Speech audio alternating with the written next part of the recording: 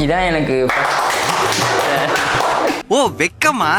வெக்கப்படும் ரொம்ப அழகா இருக்காருல்ல. இதுதான் நான் ஃபர்ஸ்ட் டைம் வந்து நான் ஒரு ப்ரெசென்ட் பண்ண போகிறேன். குவாலிட்டி முக்கியமா இல்லை ஸ்பீட் முக்கியமா இல்லை ரெண்டுமே முக்கியமா? குவாலிட்டினால எப்படி ட்ரஸ்ட் பில்ட் ஆகுது, அதனால நம்மளுக்கு என்னென்ன கிடைக்குது? 2 எடிட்டர் இருக்காங்க. ஒருத்தர் என்ன பண்ணுறான், ஷார்ட்கட்லேயே ஒரு வீடியோ பண்ணுறான். நான் என்ன பண்ணுறேன், வெறும் மவுஸை வச்சே தடவிட்டு டக்குன்னு மவுஸை வச்சே பண்ணிட்டு இருக்கேன்னா, ஒரே குவாலிட்டி வீடியோ நாங்கள் 2 பேர் கொடுத்தாலும் ஷார்ட்கட் வச்சு யூஸ் பண்ணவன் அதை 2.5 மணி நேரத்தில் கொடுப்பான், நான் 3.5 மணி நேரம் ஆகும். நம்ம ஒரு ஃபோக்கஸே இல்லாமல் நம்மளோட வீடியோ எடுத்தோமா, நம்மளுக்கு 4 மணி வரைக்கும் டைம் கொடுத்துருக்காங்களா, அப்படியே அந்த 4 மணி வரைக்கும் உட்காந்துட்டு இருக்கும் போது என்ன ஆகும்னா, ஆட்டோமேட்டிக்காக ஒரு ப்ரெஷர் கிரியேட் ஆகும். நம்ம அதை கண்டிப்பாக முடிக்க மாட்டோம்.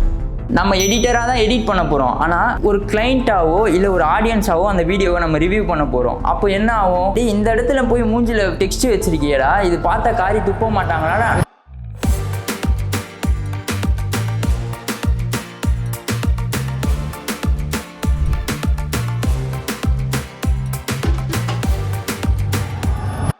என்னோட நேம் சுதீஷ். என்னோட டிபார்ட்மெண்ட் பார்த்தீங்கன்னா கட் மாஸ்டர். இப்போ நம்ம எதை பற்றி பார்க்க போகிறோம் அப்படின்னா, quality versus speed, finding the right balance. டைட்டில்லேயே உங்களுக்கு தெரிஞ்சிருக்கும் என்ன அப்படின்னா, குவாலிட்டி முக்கியமா இல்லை ஸ்பீட் முக்கியமா இல்லை ரெண்டுமே முக்கியமா அப்படின்றத பற்றி தான் நம்ம இப்போ ஃபுல்லாக பார்க்க போகிறோம். முக தெரியாத ஒரு பிராண்டோ, அடுத்து ஒரு ஃபெராரி பிராண்டோ. நம்ம இப்போ ஒரு கார் வாங்க போகிறோம் அப்படின்னா, ஃபெராரி கிட்ட 10 நாளில் அவனோட ஓன் பிராண்டு ஒன்று பில்ட் ஆகி வருதுன்னா அதை வெயிட் பண்ணி வாங்குவோமா, இல்லை முக தெரியாத ஒரு பிராண்ட் வந்து நான் உனக்கு 2 நாள்ல செஞ்சு கொடுத்துட்றேன் இதே மாதிரி ஒரு காரை அப்படின்னா, எல்லாரோட ஆன்சர் என்னன்னா, நான் வெயிட் பண்ணி ஃபெராரி கிட்டே வாங்கிக்கிறேன் அப்படின்னு. இதை ஏன் நான் சொல்றேன் அப்படின்னா, ஒரு ஃபெராரி கம்பெனி மக்கள் கிட்ட குவாலிட்டியை வந்து மக்கள் மனசுல ஒரு ட்ரஸ்ட்டை கிரியேட் பண்ணி வச்சிருக்கான். இந்த குவாலிட்டினால எப்படி ட்ரஸ்ட் பில்ட் ஆகுது, அதனால நம்மளுக்கு என்னென்ன கிடைக்குது அப்படின்றத பார்க்கலாம். What is quality?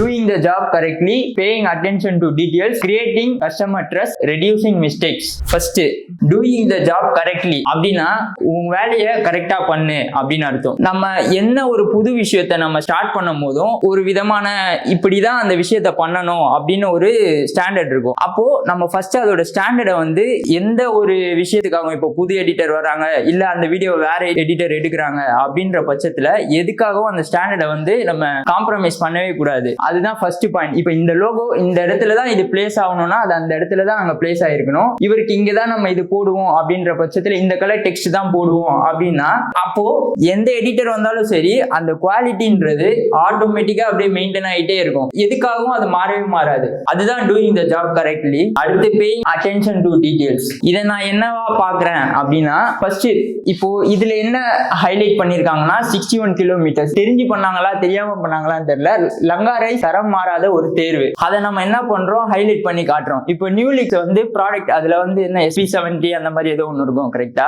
அந்த SP70 அதெல்லாம் நம்ம என்ன பண்றோம், ஹைலைட் பண்ணி காட்டுறோம். ஏன்னா அது சின்ன ஒரு இதுதான், அதை நம்ம ஹைலைட் பண்ணி காட்டுறது மூலியமா இப்போ இதுல எனக்கு என்ன தெரியுது, 61,000 கிலோமீட்டர்ஸ். அப்பனா அந்த கார் அவர் அதை சேல் பண்றாரு, அந்த கார் அதை பார்த்தோன்னே தெரியும் 61 கிலோமீட்டர் தான் அந்த கார் ஓடி இருக்கு. அதுக்கடுத்து நான் என்னத்தை ஹைலைட் பண்ணுவேன்னா அதோட பிரைஸை ஹைலைட் பண்ணுவேன். பரவாயில்ல 61 அப்படியே ஆட்டோமேட்டிக்கா ரிஜிஸ்டர் ஆயிடும் ஒரு சின்ன இதுல. இப்போ இங்க என்ன போட்டிருக்காங்க, பியூட்டி சீக்ரெட்ஸ் ஒன்லி அட் அப்படி இந்த லிங்க் அங்க போட்டு ஹைலைட் பண்ணி வச்சிருக்காங்க. இது தெரிஞ்சு பண்ணாங்களா? ஆனா நம்ம இதுக்கு மேல என்ன பண்ண போறோம்னா, கிளைண்ட் பார்க்கும் போதே வந்து அதோட மெயின் திங்க வந்து நம்ம அட்டென்ஷன் கொடுக்கறதுக்கு ஹைலைட் பண்ணி ஒரு விஷயத்த குவாலிட்டியா நம்ம காட்ட போறோம். அடுத்து creating customer trust.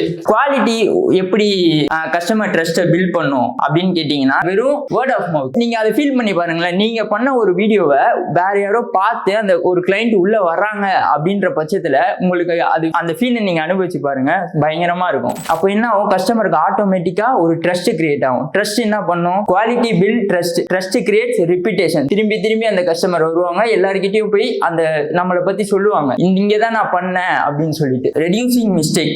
Reducing mistake, இதுல என்ன குவாலிட்டி கம்மியாகும் அப்படி. இப்ப மிஸ்டேக் பண்றது தப்பா அப்படின்னு கேட்டா, மிஸ்டேக் பண்றது தப்பே கிடையாது. ஒரு எடிட்டர் வந்து இப்போ நான் இருக்கேன்னா, நான் பண்ற மிஸ்டேக்கை நானா பார்த்து அதை சாப்பிட்டு வெளில போயிட்டு, இப்போ ராம் ப்ரோ என்னோட வீடியோ பார்த்து இதுல மிஸ்டேக் இருக்குடா, அது சின்ன மிஸ்டேக், அதை நம்மளா பார்த்து அதை ஃபைண்ட் அவுட் பண்ணி அதை கிளியர் பண்ணோம் அப்படி ஆரம்பிச்சோம்னா ஆட்டோமேட்டிக்கா நம்ம வீடியோ குவாலிட்டி வந்து மத்தவங்க சொல்லி அதை நம்ம திருத்துறதுக்கு நம்மளே அதை பார்த்து நம்ம அதை இது பண்ணோம்னா ஆட்டோமேட்டிக்கா குவாலிட்டியா வீடியோ அவுட்புட் வெளியே வரும். இது ஒரு எக்ஸாம்பிள். என்னன்னா ஆப்பிள் பிராண்ட் எடுத்துக்கலாம், அடுத்து அதர் பிராண்ட்ஸ் போன்ஸ்லாம் எடுத்துக்கலாம். என்ன எக்ஸாம்பிள்னா ஆப்பிள் ப்ராடக்ட்ஸ் பாத்தீங்கன்னா per year-க்கு அதான் 1-2 அப்படிதான் விடுறான்.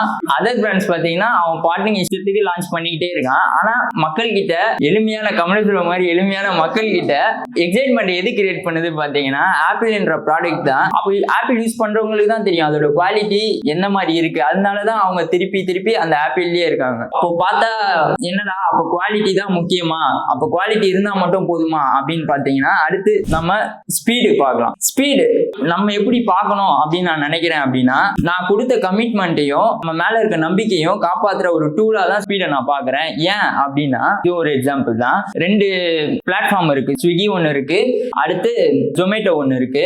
இந்த ரெண்டுத்துலயுமே பாத்தீங்கன்னா ஒரே குவாலிட்டி ஃபுட் வருது. ஆனா உங்களுக்கு செமையா பசிக்கும் போது ஒன்னு வந்து பக்கத்துல இருக்க ஹோட்டல் 10 minutes எடுத்துட்டு வந்து தரான், இன்னொருத்தன் பாத்தீங்கன்னா அதே குவாலிட்டியான ஃபுட்டை வந்து half an hour எடுத்துட்டு வந்து தரான். பசியில 10 minutes இருக்குது ஆர்டர் பண்ணுவோம், 30 minutes அந்த மாதிரி இருக்குது ஆர்டர் பண்ணுவான்னா நம்மளோட கொஸ்டின் ஆன்சர் என்னவா இருக்கும்? ஆப்வியஸா நம்ம 10 minutes எது எனக்கு சீக்கிரம் கிடைக்குதோ அதை தான் நான் ஆர்டர் போட்டு அதை நான் பர்ச்சேஸ் பண்ணுவேன். அப்போ இந்த மாதிரி டைம்ல இந்த மாதிரி இதுல நம்மளுக்கு என்ன யூஸ் ஆகுதுன்னா ஸ்பீடு தான் யூஸ் ஆகுது. இப்போ எடிட்டிங்ல ஸ்பீட் நம்ம என்ன பண்ணலாம், எப்படி ஸ்பீடா ஒர்க் பண்ணலாம் அப்படின்னா ஃபர்ஸ்ட் வந்து 2 எடிட்டர் இருக்காங்க. ஒருத்தர் என்ன பண்றான் ஷார்ட் கட்லயே ஒரு வீடியோ பண்றான். நான் என்ன பண்றேன் வெறும் மவுஸை வச்சே தடவிட்டு டக்கு டக்கு டக்கு டக்குன்னு தடவிட்டு நான் மவுஸை வச்சே பண்ணிட்டு இருக்கேன்னா ஒரே குவாலிட்டி வீடியோ நாங்க 2 பேர் கொடுத்தாலும் ஷார்ட் கட் வச்சு யூஸ் பண்ணவன் அதை 2.5 மணி நேரத்துல கொடுப்பான், நான் 3.5 மணி நேரம் ஆகும். 1 hour எனக்கும் அவனுக்கும் கண்டிப்பா அந்த டைம் இதாகும். அடுத்து time blocking, edit with goal time. காலைல இப்போ நம்மளுக்கு ப்ராஜெக்ட் அசைன் பண்றாங்க, முஷ்கன் அசைன் பண்றாங்க அப்படின்னா 3 அசைன் பண்ணிருக்காங்கன்னா நம்ம காலைல என்ன பண்றோம், வரோம் அப்படியே லைனா ஆர்டர் வைஸ் அப்படியே எடுக்கிறோம், அது பாருங்க டைம் போகுது.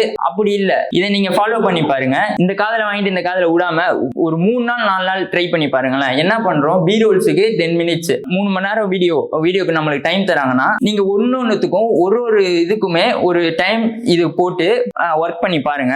இதனால என்ன நடக்கும் அப்படின்னா பிரசாந்த் நீங்க வந்து எதுல ஸ்டக் ஆவறீங்க, இப்ப இந்த பி ரோல் எடுக்க தான் உங்களுக்கு இந்த ஒரு செக்ஷன்ல நீங்க வந்து இங்கேயே வந்து இது பண்ணிட்டு இருக்க மாட்டீங்க. அப்போ அந்த செக்ஷன்ல தான் நீங்க வந்து ஸ்ட்ரகிள் ஆயிட்டு இருக்கீங்க அப்படின்னா நீங்க அதை கேட்பீங்க, சுதீஷ் ப்ரோ ராம் ப்ரோ நான் வந்து டைம்ல தான் நான் டெக்ஸ்ட் அனிமேஷன்லாம் போட்டுறேன், அந்த ஃபிக்ஸ் பண்ண டைம்ல எல்லாத்தையுமே நான் முடிச்சிடறேன் சுதீஷ் ப்ரோ, ஆனா இந்த பி ரோல்ஸ்ல அப்போ நானும் இல்ல ராம் ப்ரோ நாங்க எப்படி யூஸ் பண்றோம் அப்படின்றத எந்த செக்ஷன்ல நீங்க வீக்கா இருக்கீங்கன்றத ஆட்டோமேட்டிக்கா அது வந்து காட்டி கொடுக்கும்.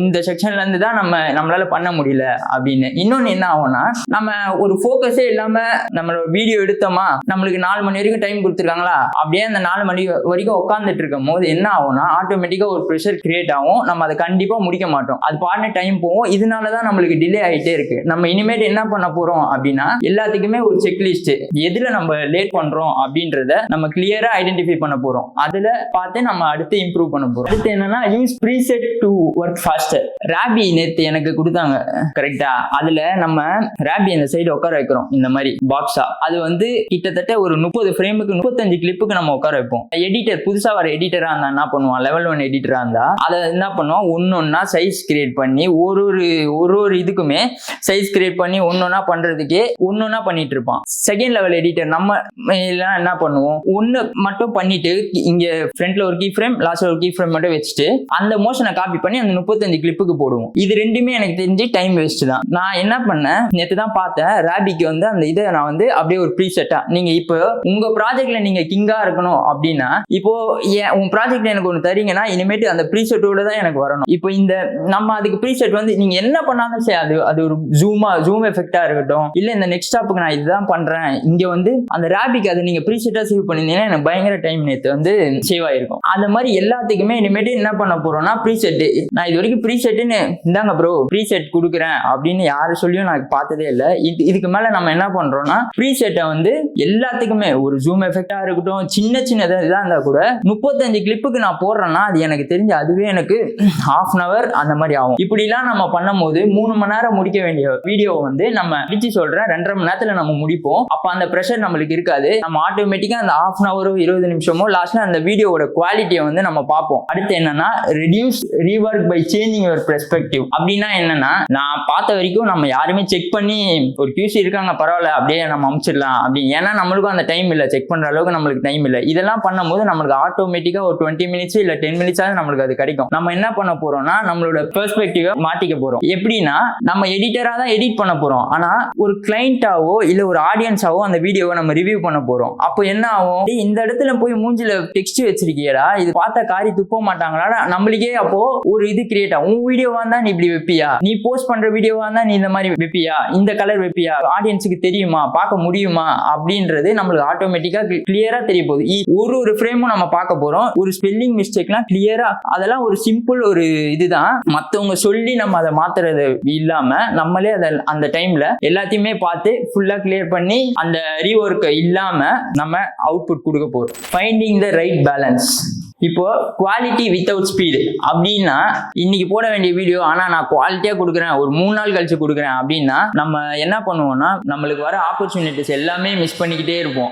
நம்மளுக்கு பின்னாடி இருக்கவன் அந்த வீடியோ பண்ணிக்கிட்டே இருப்பான். இந்த காம்படிஷன் வேர்ல்ட்ல ஸ்பீடுமே ஒரு முக்கியமான விஷயம். சரிப்பா, நான் என்ன பண்றேன், ஸ்பீடா கொடுத்துடுறேன் ஆனா குவாலிட்டி இருக்காது அப்படின்னா அதுவுமே கிளைண்ட் இம்ப்ரெஸ் ஆகாது. கிளைண்ட் திருப்பி ரிப்பீட்டேஷன் நம்ம கிட்ட வரவே மாட்டாங்க. அங்க போனா குவாலிட்டி இருக்காதுப்பா, இஷ்டத்துக்கு அவங்க பண்ணி கொடுப்பாங்க அப்படின்னு. நம்ம இதுக்கு மேல என்ன பண்ண போறோம் அப்படின்னா, ரெண்டுமே ஸ்பீட் குவாலிட்டி இது ரெண்டுமே நம்ம யூஸ் பண்ணும்போது ஆட்டோமேட்டிக்கா நம்மளுக்கு அந்த ஒரு சக்சஸ் வரும். Thank you. Have a great day.